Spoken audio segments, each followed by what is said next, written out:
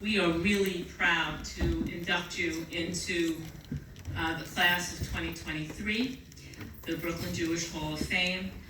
Clem is known for his work saving Jewish cemeteries in Ukraine, Portugal, India, Egypt, Germany, and Belarus.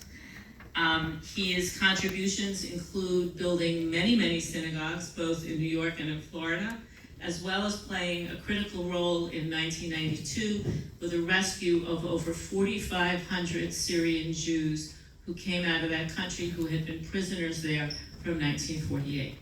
So with that, Clem, when he was a child, he was jailed in Egypt as a teen, to his business success and retirement now in Florida. Clem has volunteered in ways that have a long and lasting impact on Klal Israel and the Jewish people. He was honored by the Chabad to light the entire Agam menorah for Hanukkah in Central Park in 1987. And in 1993, he was the recipient of the Congressional Award and has gotten many congratulatory letters from governors of New York, senators, congressmen for his dedication to Jewish causes around the globe. He received the Golden Key to the city of Miami Beach by Mayor Clement. So Clem, I'm really honored to bring you into the Hall of Fame. I know you've been involved in many things during the course of your life, but I'd like to start with your work on Jewish cemeteries. In our talks, you mentioned that you worked with Abba Katisha and that you were able to leverage government influence to get some of these governments to save the cemeteries. Can you tell us about that? First of all, B'Shem Hashem Na'aseh V'Naseh. In the name of all names, God will help us and will always be with us. I was very fortunate with the help of Hashem to connect me with the right people. It came from heaven because permanently, actually, I am a shmata salesman. I own the Shmata company in New York with a lot of retail stores. And really, I had no idea about politics and how to reach the right people. But my guidance went straight. I had a problem in Egypt, and my grandparents were there, and I didn't want Egypt to take away my cemetery of my grandparents, personally. So I started to work, and I lobbied personally the Senate and House appropriation, and I blocked the $2.3 billion that Egypt gets every year in order for me to get what I wanted, which is the Jewish cemetery in Israel. So I was very fortunate that I tapped the right piano keys, and I found a beautiful song, and the song came back at me. I had unanimous vote in the Senate and the House. If Egypt does not return the Jewish cemetery under something called human rights issue, they will forfeit the money. They didn't want to forfeit the money. I got back my cemetery, and I was able to do whatever I wanted. I built a bridge over a suspension bridge. Learning that key to play in the piano, I used the same key to beat Ukraine. President Kuzma, I brought him down to his knees. I dealt the same thing with Belarus. I did the same thing in Portugal. President Suarez, I brought him down to his knees to give me what I want by working my friends in the Senate and House appropriation.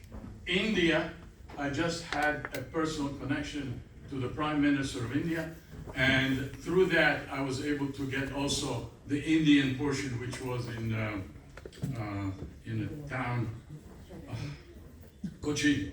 In Cochin, India, they were taking the Jewish cemetery, selling it for property to a Maharaja. I was able to return back that cemetery back to the Cochin community of Haifa. And that's how I did it, for using the same idea. And by the way, for Marina, I was on the streets also parading in the United Nations, asking for let my people go in 1970s. And also we traded, my committee traded 5,000 big lighters to save a Russian life. If not, 10,000 big spends in order for us to get some Russian Jews out of it. I know you were a teenager in Egypt, and Nasser wanted all of the Jews to leave. In fact, they stamped the passports of people leaving to say, leaving never to return. You worked with Rabbi Abraham Shweta, may he rest in peace, and a team to prepare documents for all the Jews leaving Egypt. What was it like for you to leave Egypt at 16 without your family? What did you do? Where did you go? And also tell us about that experience of being in jail. Well, 1956 was a year of me growing up from being a 15-year-old kid to a 40-year-old man within a couple of weeks. The Jewish community was terribly accused as being spies for Israel. Nasser wanted to cover up his major defeat in 1956. The Sinai was conquered from him. The Jewish armies were in Suez Canal, another 50 miles, and they take Nasser out. So he was so embarrassed that he accused the entire Jewish population of Egypt to be spies. That created such a hatred. Bombs exploded in the ghettos. They killed 200 of our Jews. Women were raped. What you see on TV, I had that scenario played in my country, where women were raped and children was killed and husbands were slated just in the street. We had all that exact scenario back in Egypt. In fact, I reminded it to Sharon. I told him, don't do it, because you give that land to these people, you're gonna get A, B, C, D, and I described to him the whole thing. I predicted it for him. He would not listen. This is what happened to us from these guys, animals on the other coast. Okay, now I was arrested because I was able to make certificate and let a lot of Jewish people leave the country. Actually, I was working against the best interests of Egypt. They arrested me. I went for an 8-hour interrogation. I wouldn't wish it on the worst dogs of anybody at 15 and a half. They wanted me to sign a paper that I'm a spy for Israel. I wouldn't sign it. If I signed that paper, I'll be hanging in a public square the following morning, and my entire family will disappear. So my question was, what do I do? I said, I'm a dead man, but I don't have to sacrifice my family. I will not sign that paper. So they played Russian roulette with my brain when I was 15 and a half, and they didn't succeed. 8 hours of it, they wouldn't get me to sign, because I consider myself a dead person. If I'm dead, my family will not suffer. And that was the key, and I resisted it. I was very fortunate. The Red Cross came into my favor, saved me, took me out of interrogation. They kicked me out on a 24-hour notice from Egypt, $5 in my pocket, and gave me a passport, dangerous stamp for the public security. If I'm dangerous, I am persona non grata. My home is the ocean. I landed in Greece, was my first time place. I didn't speak the language. My parents was forced to stay in Egypt for another 2.5 years. I didn't speak the language.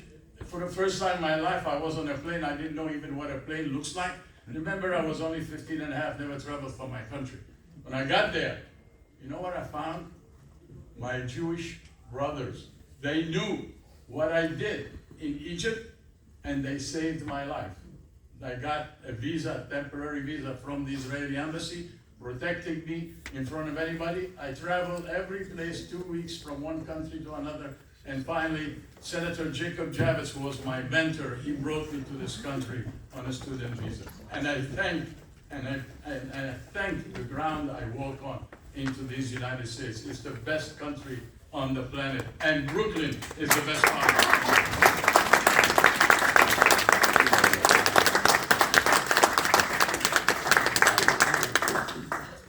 The situation of the Jews in Syria from 1948 on, when the State of Israel was created, they were not able to leave. They were persecuted. Many people were escaping because, and that caused the creation in the late 1980s of the Council for the Rescue of Syrian Jews. There were other efforts before that, and there were people that helped people who were escaping. I know you were vice president of the council, and that you worked hard to get President Hafez al-Assad to allow the Jews to go. It was Passover, April 1992, the second Exodus. Tell us about the lobbying and work that went into that effort and how you felt in April 1992 on the eve of Passover when Assad agreed to let 4,500 Jews leave. Since Hafez al-Assad came into power in 1960s, he immediately used the Jews as a scapegoat in his country. It was the same policy throughout the Middle East. You want to have the Jews in your country as hostages. The only way you can do it is only one person from the family leaves. It's this way they can claim to the world, here, they are leaving, they can leave, they can go and they can come. But in essence, only one person left. If he didn't come back on the day of his return, his family was gone. So in that portion, I'm sorry. That portion, that person could not run. He had to come back, otherwise his family would be gone. And the Jews of Syria had close to 4 mukhabarat, which is like secret police assigned to each Jew. And their telephone was tapped, their mail was opened. Some of them were just killed in the street by anybody that had a gun. They just killed some people. They raped some women, etc. So they were held hostages and they could not leave. When I was speaking in the Deal Synagogue in New Jersey on one Shabbat, and when I was describing what I did in Egypt, the father of the president of the Council for the Rescue of Syrian Jews, Alice Sardell, and we had another person, she's an attorney, by the way, and Jack Mann was another attorney, and Marco Zolta was still an attorney, and I came in invited to join that group to see if I can help out. As a businessman, when I came to the meeting with them, I told them, listen, the best thing as a businessman, cherchez l'argent, go after the money. Let's look at Hafez al-Assad, what money does he get, where does he get his money? And we discovered from where Syria was a poor country. They only have to trade their products, which is a little bit of cotton, a little bit of nuts, a little bit of fruits to sell, but they didn't have at the time oil or anything like that, but they needed money to be given from EU and IMF, etc. We first took the level of the Syrian Jews issue with the United States Congress. They voted unanimously that Hafez al-Assad was a drug dealer and a terrorist, and they should not give any fund or aid to Syria. So the money of Syria was cut off from the United States. We went after the money of EU, IMF, the Italian, the Spanish countries. We met with the King of Spain. We met with many higher echelons such as kings and prime minister. But the last coup d'etat that was good for me, like the last spin in Hafez al-Assad, was to reach Gorbachev. When I reached Gorbachev to stop giving Syria armaments and help them to build their army, and I was able to convince him through a good friend of mine named Robert Maxwell. Robert Maxwell. Robert Maxwell was a very good friend of mine. He was a media mogul. He had the ear of Gorbachev to help Russia to make Izvestia a profitable newspaper. He was a media mogul. Gorbachev used him to advise him how to make that Russian media newspaper.